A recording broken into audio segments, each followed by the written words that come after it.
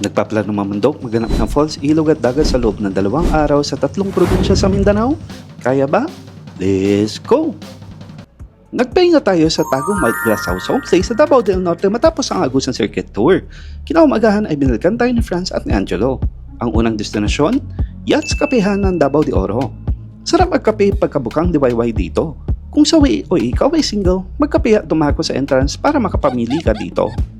Next, Davao Oriental. Ang aliwagwag ay 84th Falls. Ito na ang isa sa pinakapaborito kong falls.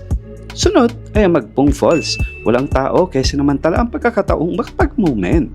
Bumiyahe naman tayo ng halos 2 oras pa Surigao del Sur at ang Pakay, Pinuyan Falls. Di nakapagtagal baka mabasa sa ulan. Isa pang pinagmamalaki ng Surigao del Sur ay ang Enchanted River. Malakristal ang kulay ng tubig ng ilog dito at malakas ang agos. Kaya mga bata, let's go! Next, Sibadaan Fish Cage. May konting takot ako sa manta ray, pero tignan mo naman kung gaano kaamo at ka-cute ang isang to. Nagpalipas ng gabi sa Britanya, Grupo Bailan at kinaumagahan ay in-explore ang mga isla nito. May mga atraksyon at may mabibilhan ng snacks. Kakain lamang islang ito, pero kailangan makabalik ng butuan para sa flight kinaumagahan. Bye-bye muna, Mindanao! Oh, kinaya diba? Next ka na? Let's go!